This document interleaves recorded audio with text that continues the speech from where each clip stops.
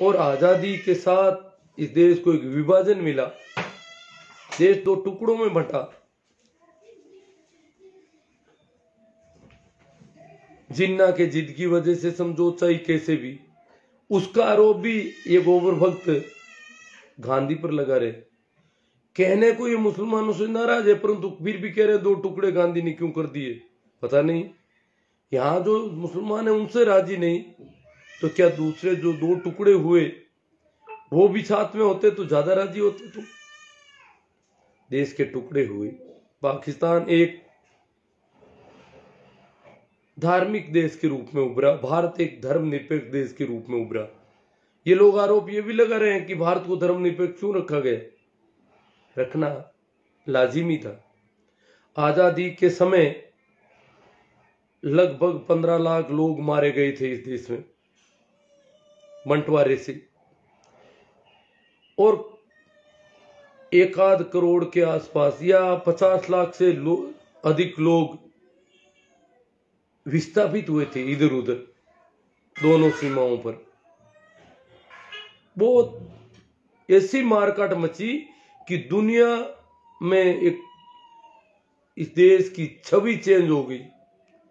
जो अहिंसा के नाम, अहिंसा के जरिए अंग्रेजी सत्ता को हटाने वाले देश में ऐसा रक्तपात हुआ कि लोग समझ ही नहीं पाए कि है क्या। गांधी के देश में ये क्या हो रहा है। गांधी नोआखाली में थे, कलकत्ता में गांधी की मौजूदगी में जरूर दंगों पर काफी अंकुश लगा। फिर बाद में वो लंबे समय बाद दिल्ली आ पाए। गांधी, नेहरू या जितने भी लोग थे जो देश को संभाल रहे थे, इवन सरदार पटेल, ये सभी, इनकी सभी की मान्यता थी कि इस देश में ये जो बेवकूफी की जा रही है हिंदू मुस्लिम के नाम से, ये बेवकूफी कोरी बेवकूफी है। इस देश में मुसलमानों की आबादी इतनी अधिक है, इतनी बड़ी है कि न तो उन सबको विस्थापित किया जा सकता, नहीं कोई दूसरा कोई उपाय है। केवल एकमात्र उपाय है कि सभी लोग भाईचारे के साथ इस देश में रहें, बंधुत्व के बिना, जाति भेद के बिना, वर्ग भेद के बिना, सांप्रदायिक भेद के सभी भाई भाई की तरह रहें भारतीय। इसके अलावा और कोई चारा नहीं है कि हम इस प्रकार आपस में मन मुटाव डाल करके, भेद डाल करके इसकी देश की अखंडता हिंदू मुस्लिम के नाम से एक जहर फैला करके इस देश को आगे नहीं बढ़ा सकते। ये उन लोगों का सबका सोचना था, और ये आज भी हकीकत है कि इस प्रकार के वैमनस्य से देश आगे नहीं बढ़ सकेगा। देश के विकास की बहुत बड़ी बाधाओं में से एक है सांप्रदायिकता। तो ये जो सांप्रदायिकता है वो उन मंदबुद्धि लोगों की वजह से है। तो मैं आज नेहरू की जयंती पर जो 2-4 बातें आपसे करूंगा शेयर, और वो कितने सरल चित्त व्यक्ति थे उस पर भी हम चर्चा करेंगे। मतलब कितने साफ दिल थे हमारे पहले प्रधानमंत्री, बहुत बड़ी बात है। इतने साफ दिल, लगता नहीं कि वो कोई राजनेता थे। राजनेता, उसके बाद इस देश की राजनीति में कूटनीति बहुत ज्यादा हो गई।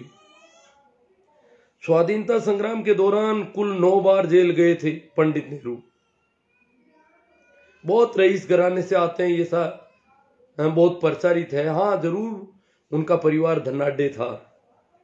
उनके पिता मोतीलाल नेहरू भी आजादी के आंदोलन में जेल गए थे कई बार। दूसरी बार जब नेहरू से मिलने गए थे तो वहां नेहरू मोतीलाल जी से मिलने, अपने पिता से मिलने गए थे, तब उन्हें पकड़ लिया था, वहां गिरफ्तार कर लिया था। तो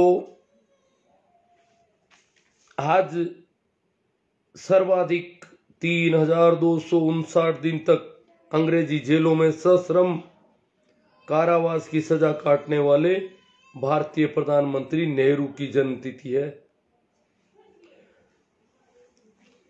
शास्त्री, इंदिरा इत्यादि भी अंग्रेजी जेलों में रहने वाले भारतीय प्रधानमंत्री थे।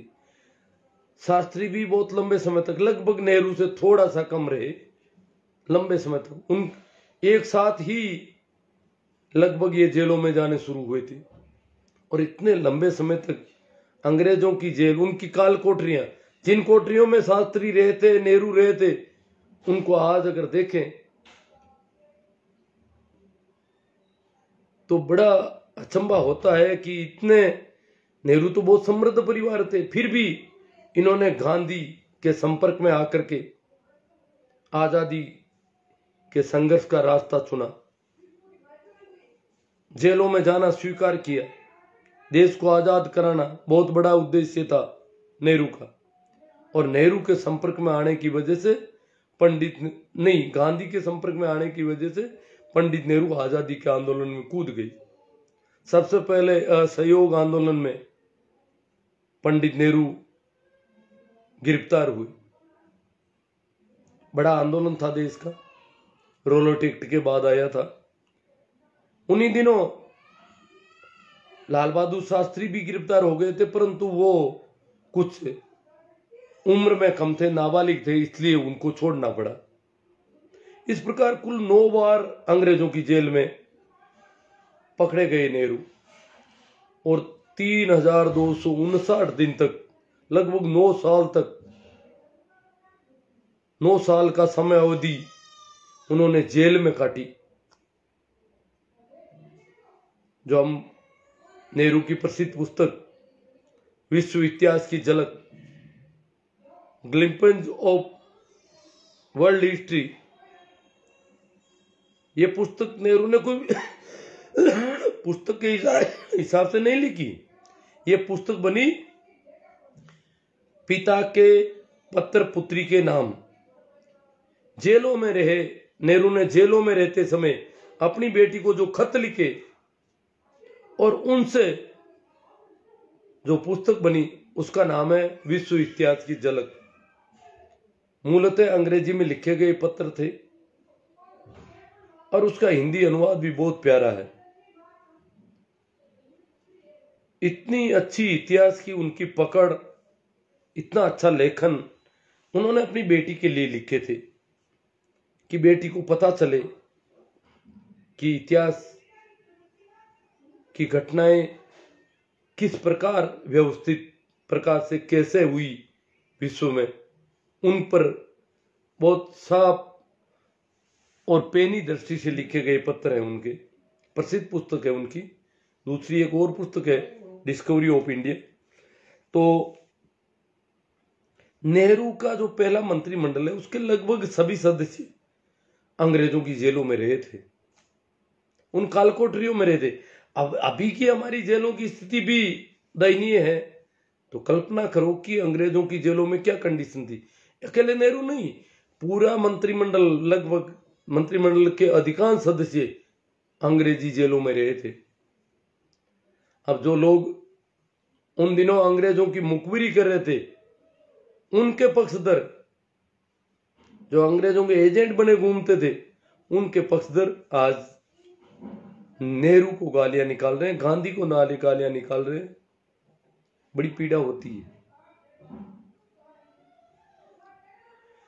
अंग्रेजों के जमाने में मेरे गांव के एक वयोवृद्ध व्यक्ति जो उम्रदराज थे, उनसे मेरी चर्चा होती थी। मैंने कहा आजादी के आंदोलन के समय उनको क्या कि एक बार कोई आकाशवाणी वाले आए और उनसे कहा कि आप स्वतंत्रता सेनानी हैं और आपको रेडियो पर प्रोग्राम देना है। उन्होंने कहा मैं स्वतंत्रता सेनानी नहीं, मैं भारतीय सेना में था। और वो भारतीय सेना उस समय इंग्लिश सरकार के अधीन थी, तो मैं तो उस सेना में था, एक तरह से अंग्रेजों के साथ था हमारा। वो कह रहे थे कि आजादी क्या, हम भी देखते थे गांधी, नेहरू, ये लोग आजादी के लिए जब लड़ रहे थे, और दिल्ली में हमने उनके जलसे देखे, हम तो बहुत दूर से देखते थे। क्यों? हमारा मन चाहता था कि हम उनके साथ, परंतु हम नौकरी ऐसी कर रहे थे, अंग्रेजों की नौकरी कर रहे थे। इसलिए हम उस जलसे में सम्मिलित नहीं हो सकते थे, और उस जलसे के प्रति जो हमारी सहानुभूति थी वो भी अगर प्रकट करें तो हम जेल में डाल दिए जाते थे। जेल का सिस्टम बड़ा खतरनाक था। जो लोग ये मंदबुद्धि गोबरपुर कहते हैं गांधी और नेहरू अंग्रेजों से मिले हुए थे, उनको क्या जेल, कुछ जेल नहीं, जेल में सारी सुविधाएं थी, इनको पता नहीं है। उन्होंने इतने रईस खानदान का व्यक्ति कैसे, वो तो नेहरू की वजह से, गांधी की वजह से नेहरू आजादी के आंदोलन में कूदे थे, और गांधी का जो सिस्टम था उसको अपनाया था। वो शिष्य थे, प्रमुख शिष्यों में थे। लाल बहादुर शास्त्री थे तो वैसे ही गांधी की तरह सादे जीवन वाले थे, परंतु नेहरू भी उपवास करने में, भूखे प्यासे रहने में और कठोर जीवन जीने में, नेहरू को जुर्माने के साथ जब छोड़ने का अंग्रेजों ने कहा तो नेहरू ने कहा मैं जुर्माना नहीं दूंगा, वापस डाल दिया जाए जेल में, भले ही मुझे छूटने का शौक नहीं है। मतलब इतना इस प्रकार से वो विरोध है। अब ये कह रहे हैं उनको फांसी क्यों नहीं दी गई, ये कोई पैमाना थोड़ी है। उन्होंने संघर्ष किया है, और नेहरू गांधी के साथ रहकर संघर्ष करना, बिल्कुल गांधी का बहुत सारे नियम थे, बहुत बड़े अनुशासन थे। कहते हैं कि गांधी के साथ बहुत बार जेल में रहे थे पटेल, और एक बार पटेल सुबह के नाश्ते में गांधी खजूर खाते थे, रोज के 10 खजूर भिगोते थे सरदार पटेल कि भाई गांधी सुबह का नाश्ता कर ले, दोपहर में जाकर के रोटी, तो वो भिगो करके वो गीले, भीगने के बाद गीले हो जाते थे, उनको खा लेते थे।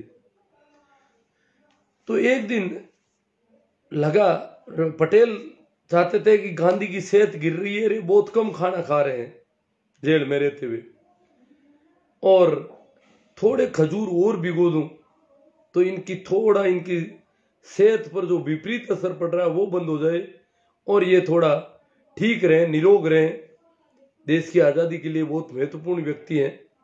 तो उन्होंने एक दिन 15 खजूर भिगो दिए कि सुबह थोड़ा इनका पेट ठीक भर जाए, तो इनके अंदर खून का संचरण ठीक हो। गांधी ने जब वो खजूर देखे प्लेट में, तो गांधी ने बुलाया पटेल को कि पटेल ये क्या कर दिया, ये खजूर कितने हैं, गिनो। पटेल ने कहा मां मैंने गिनकर ही डाले, 15 है। बोले इतने ज्यादा खजूर क्यों भिगोए आपने, जब 10 से काम चल रहा था तो 15 क्यों भिगोए, मेरा काम 10 से चल रहा था। उन्होंने कहा 10 और 15 में क्या फर्क है। पटेल ने कहा 10 और 15 में कोई बड़ा फर्क नहीं है, आपके जीवन के लिए अगर 5 खजूर रोज के ज्यादा हो तो गांधी की दृष्टि कुछ अलग तरह की थी। उन्होंने कहा 10 और 15 में कोई फर्क नहीं है, तो फिर 5 और 10 में क्या फर्क है। आज से 5 ही खजूर भिगोने हैं, कल से 5 खजूर ही भिगोए जाए, 5 से ही काम चल जाएगा। मतलब इस प्रकार की दृष्टि के व्यक्ति के साथ आंदोलन में रहना, संघर्ष करना, जेलों में यात्रा करनी, और उस आंदोलन के अनुशासन से रहना, अहिंसा का भी नियम पालन करना, भूखे प्यासे संघर्ष करने की शक्ति के साथ सादगी से आंदोलन करना, और वो भी एक बहुत बड़े रईस घर के लोग। नेहरू के परिवार के लगभग सभी सदस्य अंग्रेजों की जेलों में रहे थे। उनको कोई अंग्रेजों की जेलों में कोई 5 स्टार सुविधाएं थी क्या अलग से। जो गोबर भक्त अक्सर बेवकूफी भरी बातें फैलाते हैं, उनके लिए है मेरी बात। तो जैसे इंदिरा गांधी बहुत बचपन में आंदोलन में साथ हो गई थी, सविनय अवज्ञा आंदोलन 1930 का। उस समय नेहरू कांग्रेस के अध्यक्ष थे। आपको पता होना चाहिए, रावी नदी के तट पर पूर्ण स्वराज्य का संकल्प उन्हीं दिनों लिया गया था कांग्रेस के अधिवेशन में, तो नेहरू की अध्यक्षता में 26 जनवरी 1930 को ही शायद है, उसके बाद वो 26 जनवरी का त्योहार स्वराज्य दिवस के रूप में मनाया जा रहा था। तो उन्हीं दिनों इंदिरा गांधी ने बाल चरखा संघ की स्थापना की थी, वानर सेना बनाई थी आजादी के आंदोलन के लिए। 1942 में इंदिरा गांधी पहली बार गिरफ्तार हुई, जेल में गई आजादी के आंदोलन में। तो इनके परिवार का एक एक सदस्य जेलों में रहा।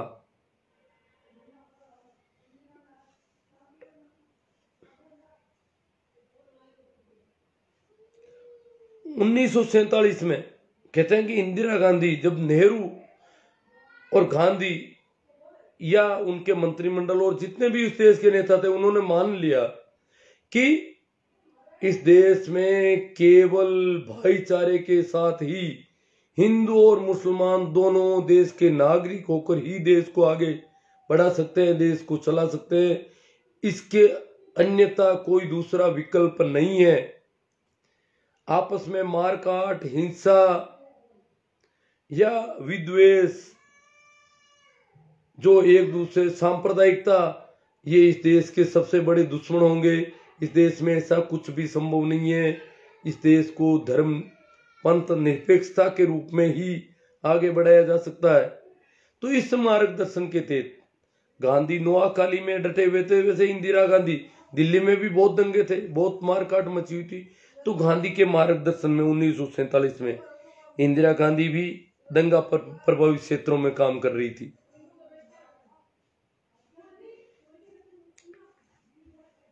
अब सवाल एक और है कि नेहरू और पटेल में से प्रधानमंत्री नेहरू कैसे बन गए? पहला प्रधानमंत्री पटेल को बनना चाहिए था, फिर नेहरू का कैसे नंबर आया? नेहरू और पटेल दोनों ही गांधी के पट शिष्य थे, प्रमुख शिष्य थे। और 1942 में कांग्रेस के लगभग सभी नेता जेलों में डाल दिए गए थे। तो लगभग 6 साल तक कांग्रेस अध्यक्ष का चुनाव भी नहीं हुआ था। और ये एक और था कि जो कांग्रेस अध्यक्ष होगा वही इस देश का प्रधानमंत्री बनेगा। ये एक सामान्य मान्यता थी, ये एक तकाजा भी था उस जमाने का। तो 6 साल से अबुल कलाम आजाद कांग्रेस के अध्यक्ष थे। इधर गांधी जी ने राजनीति में आने से स्पष्ट इनकार कर दिया था कि मैं सक्रिय राजनीति में नहीं आऊंगा। तो अब सवाल खड़ा होता है कि कांग्रेस का अध्यक्ष किसको बनाया जाए और प्रधानमंत्री कौन बने इस देश का। लंबे समय से अध्यक्ष पद के चुनाव नहीं हुए थे। 1946 में पहली बार वापस कांग्रेस अध्यक्ष पद का चुनाव होने थे। करीब करीब पूरे भारत में एक ही माहौल था कि सरदार पटेल को कांग्रेस का अध्यक्ष बनाया जाए। पटेल उम्मीदवारी में थे, परंतु पटेल भी गांधी के प्रमुख शिष्य थे, परंतु गांधी को नेहरू के मॉडर्न विचार बहुत पसंद थे। गांधी पूरी तरह से दक्यानुसी व्यक्ति नहीं थे। तो नेहरू के जो मॉडर्न आधुनिक विचार थे वो गांधी को बहुत पसंद थे। पटेल के बजाय नेहरू के विचारों से गांधी के मन में थी कि नेहरू प्रधानमंत्री बनना चाहिए। तो उन्होंने पटेल को मनाया कि अपनी उम्मीदवारी वापस ले ले, निवेदन किया और पटेल ने अपनी उम्मीदवारी वापस ले ली। और इस प्रकार नेहरू ने गांधी को, पटेल के बजाय नेहरू को गांधी ने प्रधानमंत्री के लिए प्रपोज किया अपनी तरफ से।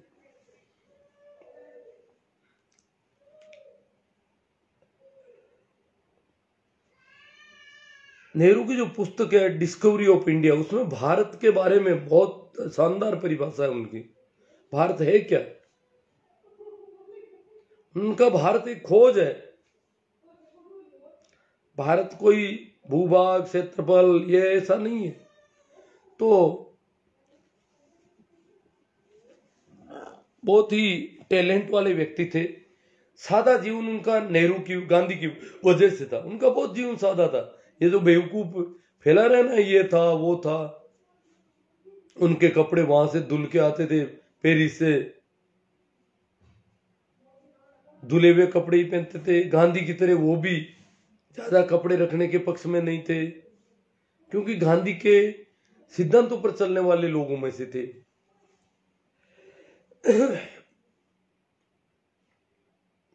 तो ये बात तो बिल्कुल बेवकूफी भरी है कि नेहरू को जो इतने लंबे समय तक सश्रम कारावास काटना पड़ा, उसमें नेहरू को अंग्रेजों की तरफ से कोई सुविधा थी? प्रमुख दुश्मन थे नेहरू तो अंग्रेजों के। संघर्ष में अग्रणी भूमिका में थे। लगभग 5-6 बार तो कांग्रेस के अध्यक्ष थे, और कांग्रेस ने के उस आंदोलन, देखो जितना आंदोलन हो सकता था इस देश में, वो उनका ही आंदोलन था जो अंग्रेजों को यहां से बाहर खदेड़ने के लिए था।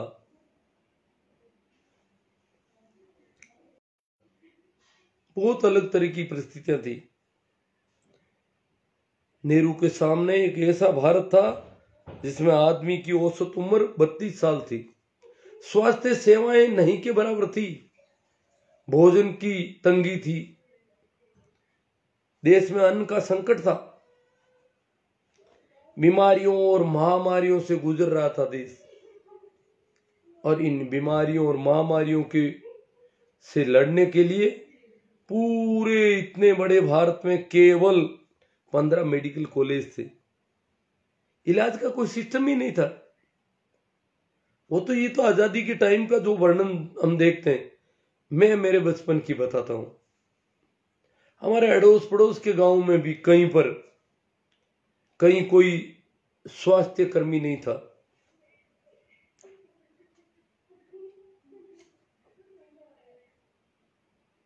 टेबलेट जैसी चीज हमने बचपन में देखी नहीं थी। वो तो बाद में धीरे धीरे गांवों में जब स्वास्थ्य कर्मी आए, हाँ, स्वास्थ्य कर्मी के नाम से या सरकार के स्वास्थ्य विभाग के नाम से हमने एक ही देखा था, चेचक के वैक्सीनेशन वर्कर गांवों में आते थे। वो सिर्फ उस महामारी को समाप्त करने का प्रयास था। बहुत बड़ी महामारी से जूझ रहा था ये देश। ये तो मैं जब की बात कर रहा हूं, उस समय तो इंदिरा गांधी थी प्रधानमंत्री भी। मेरा जन्म लाल बहादुर शास्त्री के प्रधानमंत्री काल में हुआ, तो उसके बाद जब मैं समझने लगा, उस समय तो देश की प्रधानमंत्री थोड़ा बहुत समझने लगा इंदिरा गांधी। उस समय भी इनका संकट था। खाने के लिए ऐसे ऐसे बीज आते थे, अनाज, बाजरी, गेहूं, या ये नहीं, एक लाल लाल कलर का अंग्रेज अमेरिका द्वारा आया हुआ, वहां के शायद पशु भी नहीं खाते होंगे, वैसा कुछ था जिससे पेट भर के लोग जिंदा रह रहे थे। बड़े अकाल पड़ रहे थे। अकाल में लाखों लोग मर रहे थे। महामारियों में लाखों लोग मर रहे थे देश में। तो ऐसी कंडीशन में भारत था। ये जो आज हम देख रहे हैं इतने भवन, उन्होंने नींव से इस देश को उठाया। आज अगर एक कोई स्कूल है, कोई अस्पताल है, उसमें एक नया वार्ड बनाना या कुछ और भी भवन बनाना, वो अलग चीज है। एक नींव से खड़ा करना पहली बार, उसके अड़ोस पड़ोस में और कुछ बनाना, ये अलग बात है। नींव से खड़ा करने में, और उस गरीबी में, उस तंगी में, अगर वो लोग घोटाले करते जैसा कि आज ये पूंजीपतियों से मिलकर कर रहे, तो क्या देश इस प्रकार आगे बढ़ जाता? 60 सालों में बहुत काम किया उन्होंने। और नेहरू पर सवाल खड़े करना तो बिल्कुल बेवकूफी भरी बात है। हाँ, इंदिरा कुछ थोड़ी अलग थी। नेहरू जैसा सरल चित्त व्यक्ति इस देश का प्रधानमंत्री रहा। राजनीति में ऐसे लोग संभावनाएं नहीं रहती, परंतु वे थे राजनीति में। बहुत सरल थे, सहज स्वभाव के व्यक्ति थे। कैसे इस देश को उठाए? अब जब मैं जब जवान हो रहा था, उस समय भी हमने सीमेंट नहीं देखी थी कहीं, और जिला हेडक्वार्टर पर सीमेंट राशनिंग प्रणाली से सीमेंट ली जाती थी। बड़ी मातापोड़ी करके राशन से सीमेंट मिलती थी। एक आध बैग सीमेंट कहीं जरूरत होती तो राशनिंग प्रणाली से वो मिल पाती थी। इतनी हालत खस्ता थी देश की। अब मैं नेहरू कैसे सरल चित्त व्यक्ति है, कितने कैसे मासूम है, उस पर चर्चा करने के लिए ओशो और नेहरू के मिलन के संस्मरण सुनाऊंगा आपको।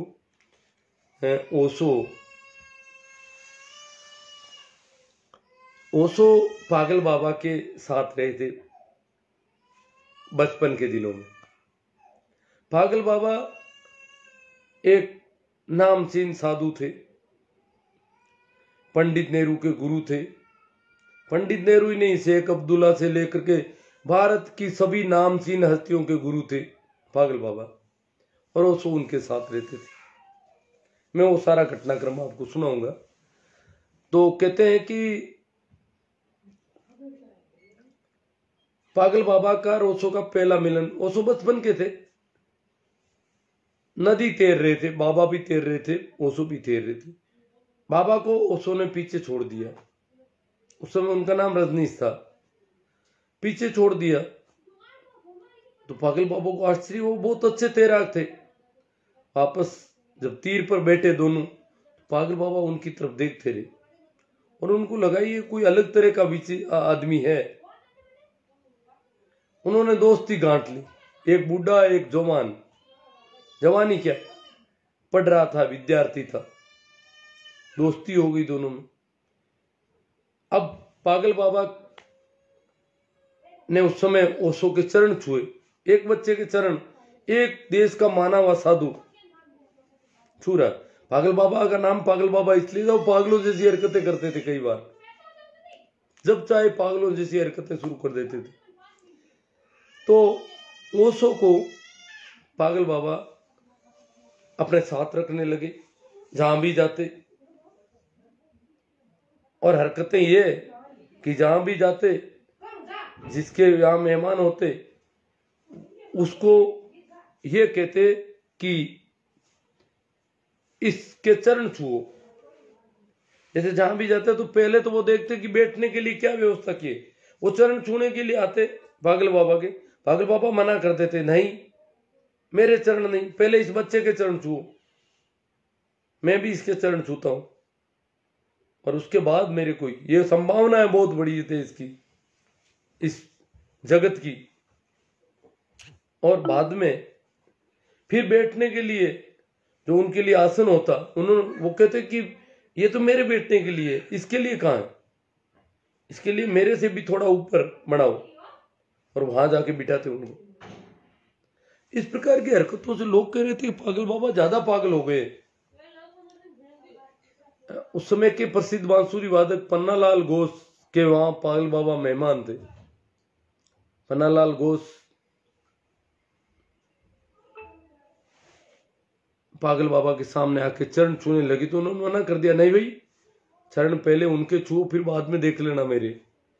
तो पन्नालाल घोष माने वे विश्व प्रसिद्ध बांसुरी वादक थे, उन्होंने एक बच्चे के चरण छुए, रजनीश के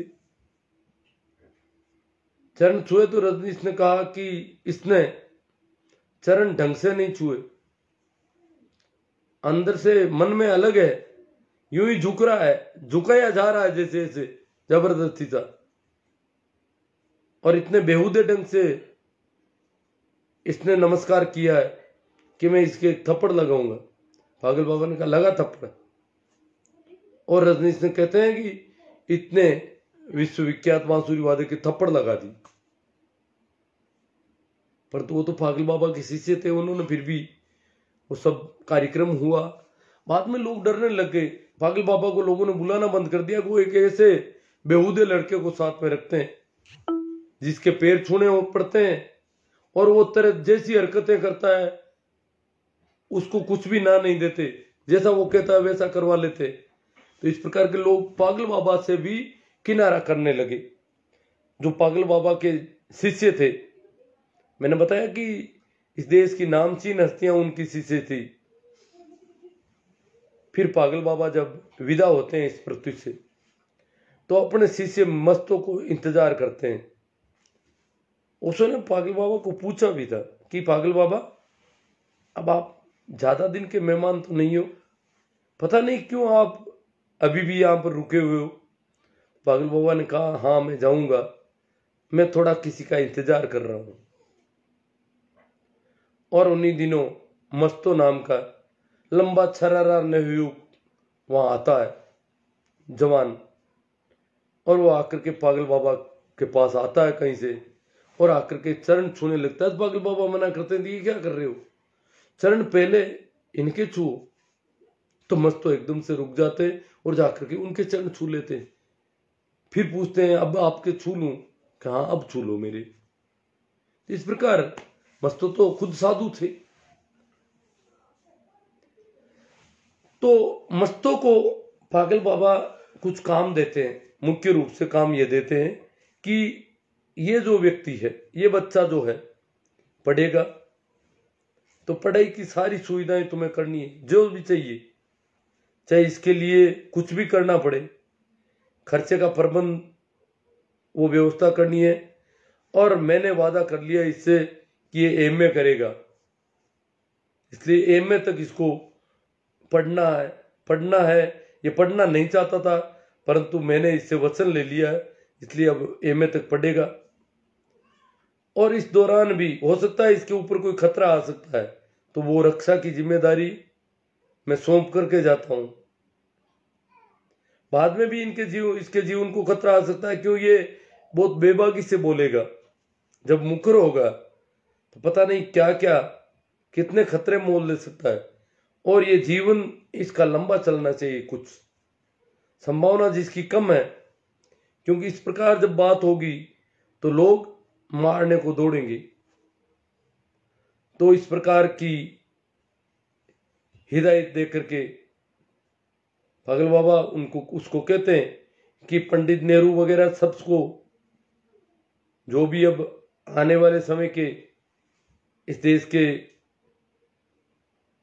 पंडित नेहरू उस समय प्रधानमंत्री बन गए थे हैं, उन सब को ये मेरी तरफ से कह देना कि इसका विशेष ख्याल रखा जाए। यूं करके पागल बाबा विदा हो जाते हैं, यहां से चले जाते हैं।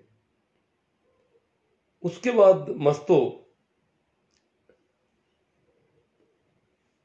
ओशो मस्तों को बड़ी उम्र के हिसाब से संबोधन कर रहे थे, तो मस्तों ने मना कर दिया, नहीं आप मुझे केवल मस्तो ही कहेंगे।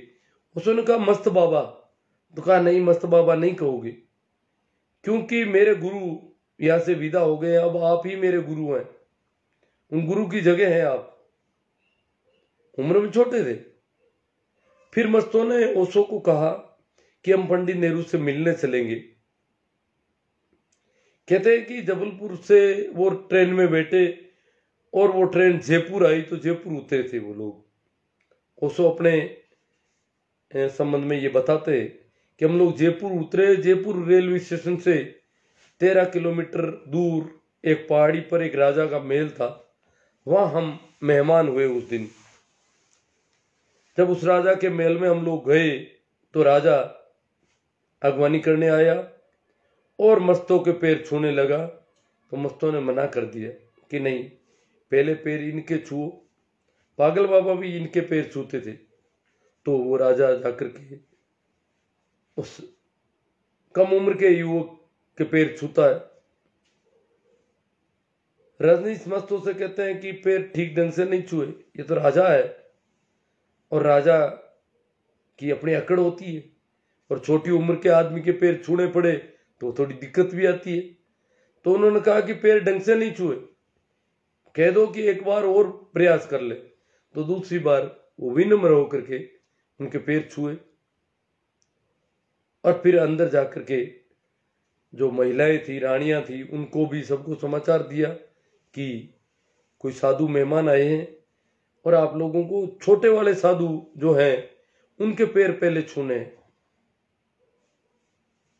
तो महिलाएं थी, उनमें तो ज्यादा अहंकार वाली होती नहीं, उन सब ने आकर के पहले रजनीश के पैर छुए, फिर मस्तों के छुए। यूं करके ये घटनाक्रम उसको बताते। फिर शाम को भोजन के बाद वो राजा उनसे पूछते हैं कि आपका कल का क्या कार्यक्रम है, ताकि मुझे इसकी थोड़ी सूचना दें आप, ताकि मैं उस तरीके से जो कुछ कर सकूं। तो मस्तों ने बताया कि हम पंडित नेहरू से मिलने जा रहे हैं दिल्ली। तो राजा ने कहा कि आप ऐसा करो, जब यहाँ से दिल्ली जा रहे हो तो यहाँ से मेरी कार ले जाओ, ताकि सहूलियत रहेगी आप लोगों को। तो मस्तों ने ओशो से पूछा क्या हम कार ले लें?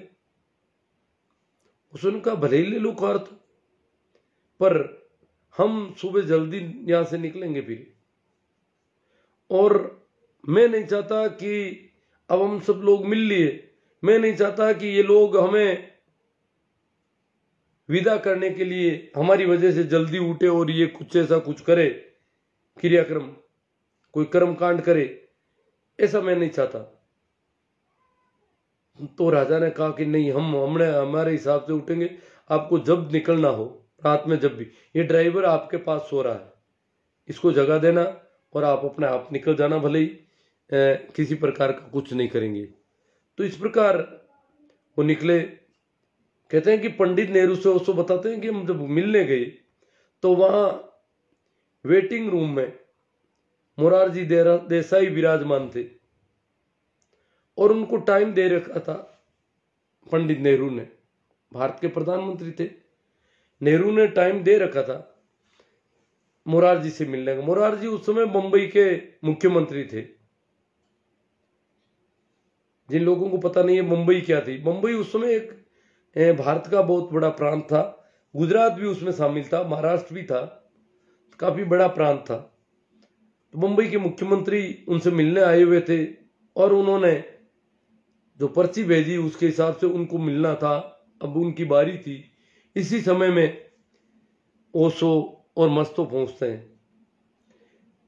ओशो और मस्तो के लिए ऐसी कोई रुकावट थी नहीं पंडित नेहरू के यहां पर कि उनको पर्ची भेजनी पड़े और वो बाद में मिलने जाए। जैसे ही वो पहुंचे तो उन लोगों ने जगह दे दी कि चलिए आप अंदर। तो मिलने का कायदे से टाइम तो मोरारजी देसाई का था, बीच में ही ये लोग आ गए तो ये चले गए अंदर। वहां जाते ही पंडित नेहरू झुकने के लिए आगे हुए तो मस्तों ने मना कर दिया कि पहले चरण इनके छू। पागल बाबा भी इनके चरण छूते थे। तो पंडित नेहरू के बारे में ओशो कहते हैं कि जब वो चरण छुए उनने तो मुझे लग गया उस समय कि आदमी बहुत ही सरल चित है राजनीति में होकर के। इस प्रकार सहजता से एक छोटे भारत का प्रधानमंत्री एक छोटी उम्र के एक विद्यार्थी के चरण छू रहा है, लग नहीं रहा कि ये कोई आदमी भारत का प्रधानमंत्री है। इस प्रकार से वो चरण छू रहे थे। फिर उन्होंने मस्तों के चरण छुए और फिर वो लोग बैठ गए। बैठने के बाद मस्तों ने पंडित नेहरू से कहा कि आप जिस किसी भी विषय में जरूरी समझते हैं और कुछ चर्चा करना चाहते हैं, उसके संबंध में आपके लिए आपको से कौन सी चर्चा होनी चाहिए आप कह दें और इनसे आप चर्चा कर लें। एक विद्यार्थी से भारत के प्रधानमंत्री को चर्चा करने के लिए मस्तो कह रहे कि आप कोई भी सवाल कोई भी विषय किसी पर भी चर्चा करने के लिए इनसे चर्चा कर लें। आप अपनी तरफ से बता दें कि किस पर चर्चा होनी चाहिए। तो पंडित नेहरू ने कहा, भारत के प्रधानमंत्री कहते हैं, ये नहीं कहा कि मैं भारत का प्रधानमंत्री एक इस विद्यार्थी से क्या चर्चा करूंगा, शर्म नहीं आती? पर नहीं, पंडित नेहरू ने कहा कि आप मेरे लिए जो आपको ठीक लगता है मेरे लिए क्या कहना चाहते हैं वो कह दे। मतलब उन्होंने अपनी तरफ से कोई विषय ही नहीं रखा कि आप मेरे लिए जो कहना चाहते हैं वो कह दे, मेरे लिए क्या उचित है वो आप कह दें। यहां से चर्चा शुरू होती है। और ओशो चर्चा कैसे शुरू करते हैं? ओशो कहते हैं कि पंडित नेहरू, आपको आज ये जो दिन देखने पड़ रहे हैं इसमें आपकी कोई पुरानी भूल है, आपके किसी पहले वाले जन्म की कोई भूल है या पुरानी भूल है, कि आज आपको ये दिन देखने पड़ रहे हैं। बाकी आप जैसा सरल चित्त व्यक्ति, इतना सहज व्यक्ति इस राजनीति में, ये आपके लिए एक दंड है। मतलब ओशो के हिसाब से एक बड़े साधु, बहुत सरल व्यक्ति के रूप में थे पंडित नेहरू। उसने कहा कि आपको ये 2 दिन देखने पड़े, ये किसी भूल, किसी गलती और किसी गलत राह की वजह से देखने पड़ रहे हैं। बाकी आपका जीवन तो कुछ और तरह का होना चाहिए। कहते हैं कि इतना सा सुनते ही पंडित नेहरू जार जार रोने लगे, आंखों में आंसू आ रहे नेहरू के। और 45 मिनट की वो मुलाकात थी उनकी। ओशो कहते हैं कि 45 मिनट की मुलाकात में बहुत गर्वित व्यक्ति थे, बहुत आर्द्रता थी उनके दिल में, ठंडक थी, नमी थी, उनकी आंखों में नमी थी। ओशो कहते हैं कि वो 3 बार रोए, 3 बार उनकी आंखों में यकायक आंसू आने लगे। ऐसा घटा भारत के प्रधानमंत्री और नेहरू के पहले मिलन के दिन। और अंत में नेहरू ओशो से कहते हैं कि मैंने इंदिरा को मैसेज कर दिया है, रवानगी के को कहते।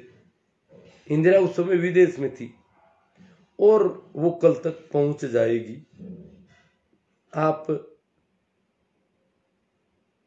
कल के लिए और आ जाएं, एक दिन और आ जाएं, ताकि इंदिरा से आपकी मुलाकात करवा दूं। तो इन्होंने हां भर ली, चलो कल आ जाएंगे। और कहते हैं कि पंडित नेहरू बाहर आए ओशो को विदा करने के लिए। बाहर आने के बाद और वो सारा, ओशो कहते हैं कि उस दिन से मोरारजी मेरे से उस दिन से ही चिढ़ने लग गए थे। उनका बहुत समय का चला गया था, उनके मिलने का टाइम था और इस छोरे के साथ नेहरू घूम रहे थे। एक लकड़ी के खड़ाऊ पहने हुए ओशो बाहर निकले, साथ में नेहरू चल रहे हैं उनके। और जब वो गाड़ी में बैठने के बाद उन्होंने बात की कि कल के लिए आपको आना है, इंदिरा से थोड़ा मिलना हो जाए। और नेहरू ने खुद उनके कार का दरवाजा बंद किया और फिर नेहरू अंदर गए। कहते हैं कि ओशो और मस्तो दूसरे दिन भी गए, संयोग से इंदिरा नहीं आ सकी। पंडित नेहरू व्यथित थे, इस बात के लिए खेद प्रकट कर रहे थे कि इंदिरा नहीं आई है, आ नहीं पाई है, आ जाएगी पर अब तक नहीं आई है। और आपको मैंने एक दिन के लिए और कह रखा था, अब मैं तो नहीं कह सकता कि आपको कल और आना चाहिए। आपकी अपनी कोई सहूलियत हो, क्या हो, और मैं चाहता हूं कि इंदिरा से मुलाकात जरूर हो, ये मेरी, इसीलिए मैंने उसको वहां से बुलाया है। परंतु आज मुलाकात हो नहीं पा रही है। संभव हो तो कल आप एक बार और आ जाएं। आज उस दिन फिरोज वहां पर थे, फिरोज और नेहरू की मुलाकात उस दिन हुई और दूसरे दिन, तीसरे दिन वापस गए तो उस समय इंदिरा की उनसे मुलाकात भी हुई। यह उस समय की बात है जब भारत के पहले प्रधानमंत्री एक विद्यार्थी से मिल रहे थे। तो इतने सरल चित्त सहज व्यक्ति थे, एक तरह से साधु की तरह थे पंडित नेहरू। और उनके बारे में ऐसी बेहूदी पोस्ट है जो ये मंदबुद्धि, गोबर भक्ति, इनको कुछ पता नहीं, जो भी कचरा मिलता है फेंकते रहते हैं दिन भर कि नेहरू तो ऐसा था, नशेबाज था, नशेड़ी था। नेहरू गांधी के संपर्क की वजह से नेहरू भी भोजन की बहुत लिमिट थी, बहुत साधक थे, एक तरह से बहुत ही अनुशासित जीवन। गांधी के साथ काम करना कोई छोटी बात नहीं है, गांधी की तरह का अनुशासन पालन करना पड़ता है। गांधी के बहुत अनुशासन थे, बहुत नियम थे। पटेल भी उनमें लगे थे, शास्त्री भी थे, बहुत सारे लोग लोग तो जो उनके मंत्रिमंडल में थे वो गांधी के साथ आंदोलन में थे। अब मैं कुछ आपके तरफ से जो आ रहे हैं उन पर चर्चा करूं, कमेंट पर चर्चा करूं। तुलसाराम जी मेघवाल, चौधरी सरुण सिंह जी, राहुल जी चौधरी, इकबाल जी, आर के सिंह जी भाकर, महेंद्र जी चौधरी, रामकिशोर जी पिरडोदा, सुभाष जी जलवाणिया। इन्होंने, रामकिशोर जी ने कहा कि अपने विचार बताइए। मैं तो विचार तो लगभग अपने ही बता रहा था। पंडित नेहरू, ये कौन है? सागरदान जी बारट कह रहे हैं कि पंडित नेहरू के जन्मदिन पर बाल दिवस क्यों मनाते हैं, इस पर चर्चा करें। पंडित नेहरू बच्चों में बहुत लोकप्रिय थे, बहुत प्यारे, बच्चों से, बिल्कुल बच्चों जैसे थे, खुद ही बच्चों की तरह ही थे और बच्चों से विशेष लगाव था, चाहे कहीं भी जाते थे। ये नहीं है कि मैं भारत का प्रधानमंत्री हूं, छोटे बच्चों के साथ घुल मिल जाते थे पूरे। और उन्हें बच्चों से, क्योंकि वो बच्चों की तरह ही मासूम थे और अपनी मासूमियत की वजह से वो बच्चों से ज्यादा उनका लगाव था, इसलिए वो चाचा नेहरू के नाम से प्रसिद्ध हुए। बच्चों के, देश भर के बच्चों में, दुनिया भर में नाम भी जाते, बच्चों से विशेष रूप से मिलते, तो इसलिए बाल दिवस उनका जन्मदिन मनाया जा रहा है। पीके human sir, Harji Ram ji Saran human, पीके ह्यूमन जी अभी मिल गए थे अपने बच्चे के साथ, बोले मेरे बच्चे की बहुत तमन्ना थी, संयोग से रास्ते में मुठभेड़ हो गई तो कि भाई कभी हम मिलेंगे, कि मैं, मेरा छोटा सा बच्चा उनका बहुत ही, ये आपका, वो कह रहे थे पीके ह्यूमन की आपका सबसे छोटा फॉलोवर है। अब कुछ बच्चे भी, मुझे भी बच्चे सुनते हैं, ये बात मुझे तब पता चली जब लॉकडाउन के दौरान एक मित्र का फोन आया मेरे पास, बोले कि बच्चों को बाहर नहीं निकलने दे रहे हैं और क्योंकि लॉकडाउन था, शहर में रह रहे थे, तो गली के बाहर भी बच्चे निकल नहीं पा रहे थे, रोक रखा था प्रशासन ने। तो उन्होंने कहा कि आप मेरे इस बच्चे से थोड़ी बात कीजिए, ये आपका फॉलोवर है, छोटा सा है परंतु आपको सुनता है, आपसे इसका प्रेम है। तब मुझे पता चला कि कई परिवारों के बच्चे भी परिवार के साथ मुझे सुनते हैं, मेरी बात मुझे जानते हैं, मेरे नए नए मित्र हैं। फॉलोवर के तो मैं पक्ष में नहीं कि कोई किसी का फॉलोवर हो, फेसबुक में उसे फॉलोवर कहा जाता है। हजी राम जी सारण, हाँ राम राम जी, हीरालाल जी दिवरैया, लाइव तो सही चल रहा है। नसीरदान जी जाखंड, नसीरदीन जी जाखंड, नसीरदीन जी, हाँ राम राम जी, भाई शोभा राम जी खुड़कुड़िया, हाँ मेहराम जी निर्मल, प्रणाम गुरु जी। वास्तव में एक सचेतक समाज सुधारक हो, हमारे मार्गदर्शक, और आपसे हमें बहुत सी जानकारियां मिली है जिनका अनुसरण हम अपने जीवन में यथासंभव प्रयास करेंगे। ये मेहराम जी निर्मल के कथन है। मनीष जी जांगीड़, रामचंद्र जी पिचकिया, खीमा राम जी चौधरी, थोड़ा जुकाम हो रखा है मुझे, नेम जी सोमरवाल, सागरदान जी भारत सी, और कोई दूसरा भारत जी कह रहे हैं पंडित नेहरू की मृत्यु से पहले 20 नवंबर को बाल दिवस मनाया जाता था। नेहरू जी की मृत्यु के बाद उनकी जयंती बाल दिवस के रूप में मनाया जा रहा है। उसकी तारीख चेंज करने की बात हो रही है, तो लोगों में गुस्सा क्यों? तारीख चेंज क्यों करनी है? नेहरू बच्चों में बहुत लोकप्रिय थे। भारत जी आपको पता नहीं है, गोबर भक्त आईटी सेल की बातें आपको पसंद आ रही है, आपको पता नहीं है कि नेहरू बच्चों में कितने लोकप्रिय थे। एक तरह से बच्चों की तरह थे वो। तो अब तारीखें चेंज करना, नाम चेंज करना, ये वर्तमान सरकारों का काम रह गया है, और करना क्या है। अमरा राम जी गुजर, जाजरिया अमरदीप जी, सुरेंद्र जी दिवराया, भाई श्रवण जी गोदारा कह रहे हैं, सवाल नोट किया जाए बॉस। अब श्रवण जी सवाल मेरे सामने आएगा तो जरूर आपके सवाल पर चर्चा करूंगा, क्यों नहीं करूंगा, इसीलिए तो मैं हूं आपके सामने। अब संयोग से क्या, टेक्निकल कारणों से कई सवाल आते नहीं सामने, बाकी मैं छोड़ता तो किसी को नहीं हूं। राम रतन जी मंडा, जसराज जी दुगेसर, सीताराम जी गोदारा, राकेश जी खोकर, बीरा राजस्थानी जी, राजेंद्र कुमार जी, गुरु जी मैं आपका बहुत सम्मान करता हूं राजेंद्र कुमार जी, और आपसे अनुरोध करता हूं कि ऐसे समाज को मार्गदर्शन देते रहो, लेकिन मोदी को सपोर्ट करो, अच्छा काम करते हैं, लेकिन पूरी बीजेपी उनके अनुसार नहीं चल रही है। मैंने मोदी का काफी सपोर्ट किया, मुझे भी काफी संभावना थी। देखो मोदी जो है वो एक ऐसे व्यक्ति हैं जो अपने, उनकी पूरी टीम, उनके पूरे प्रशासन, पूरे वोटर, पूरे फॉलोअर, एक तरह से देखा जाए तो गांधी के विरोधी है, नेहरू के विरोधी है, एक तरह से देश के दुश्मन है।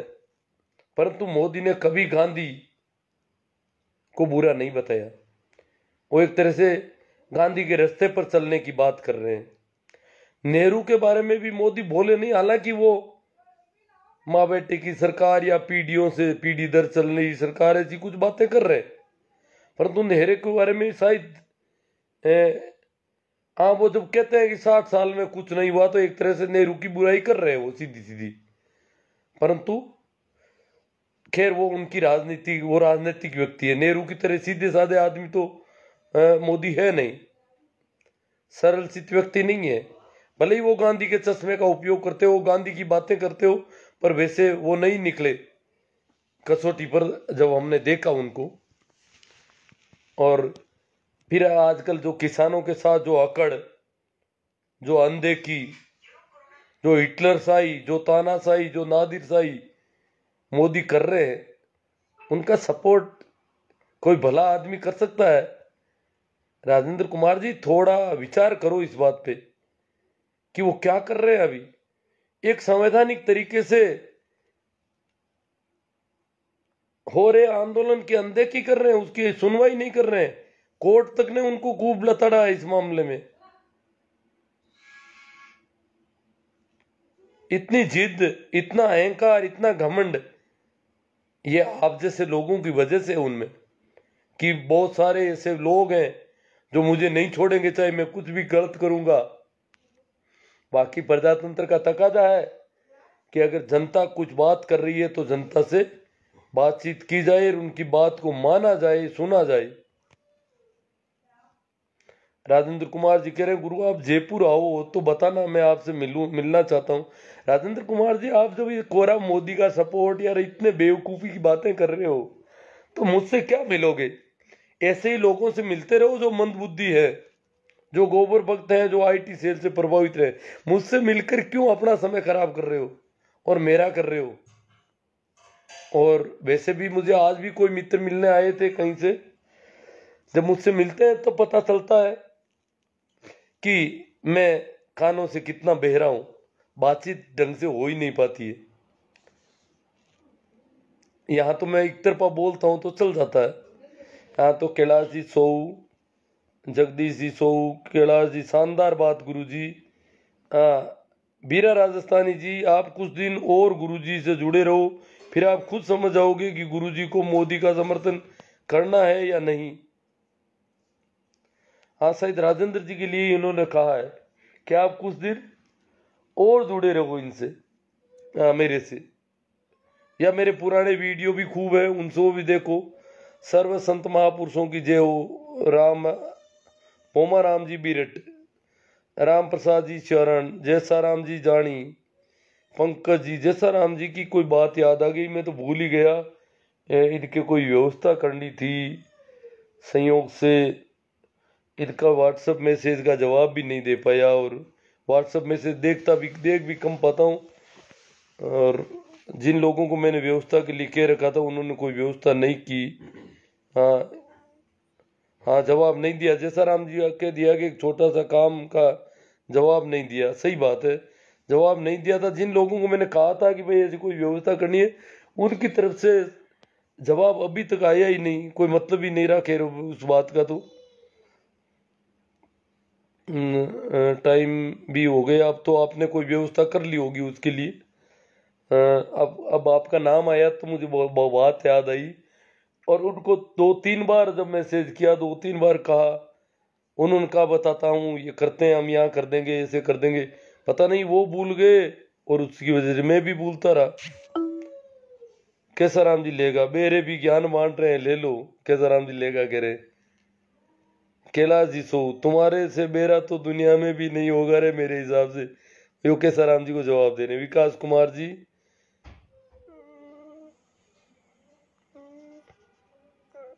बीरा राजस्थान, या इनके पिछले कई सारे वीडियो सुने। बीरा राजस्थानी राजेंद्र कुमार जी के लिए कह रहे हैं कि इनके पुराने वीडियो भी सुने, आगे नहीं जुड़ पा रहे हो तो। सीताराम जी गोदारा मौरा, मेरे वीडियो अलग अलग नाम से आप यूट्यूब चैनल पर सर्च करके आराम से सुन सकते हो किस विषय पर क्या बोला गया है। भंवरा राम जी, खिया राम जी बेनीवाल, राम प्रसाद जी चौधरी, भंवरा राम जी पूनिया, जवाहरलाल नेहरू एक हिंदुस्तान की विलक्षण प्रतिभा थे। भंवरा राम जी पूनिया कह रहे। मैं ये नहीं कह रहा हूँ कि आप कांग्रेस को वोट दो, मैं ये कह रहा हूँ कि नेहरू कुछ बहुत ही अलग तरह के प्रधानमंत्री थे इस देश के। खियाराम जी बेनीवाल, बहुत ही बढ़िया जानकारी दी मार साहब। मांगीलाल जी चौधरी, शोभाराम जी खुड़कुड़िया, निर्मला जी खुड़ीवाल, भंवरलाल जी गोदारा, रामसुख जी बीरट। अभी उन्होंने कहा कि मेरे सवाल का जवाब देना, पता नहीं उनका सवाल कहाँ खो जाता है। आखिरी कमेंट आ गए मेरे, तो मेरे सामने जब कोई चीज़ नहीं आ पाती है तो उसका वो एक कमेंट टेक्निकल कारणों से आते नहीं होंगे सारे। जिनको ऐसा कोई सवाल पूछना हो विशेष कि भाई इसका जवाब आना चाहिए, वो उस सवाल को एक बार की बजाय 2-3 बार जैसे कॉपी कर लें, 2-3 बार बारी बारी से रिपीट करें तो शायद वो मेरे सामने आसानी से आ जाए। ये जो कमेंट अभी तक देखे हैं वो सारे आ रहे हैं, और उनका क्या सवाल था, किस पर वो मेरे से बात करवाना चाहते थे, वो मेरे सामने अभी भी नहीं आया। तो ठीक है, इतना कहकर मैं आपसे विदा लेता हूँ। धन्यवाद, प्रणाम, नमस्कार, राम राम। इसको शेयर करना नहीं भूलें।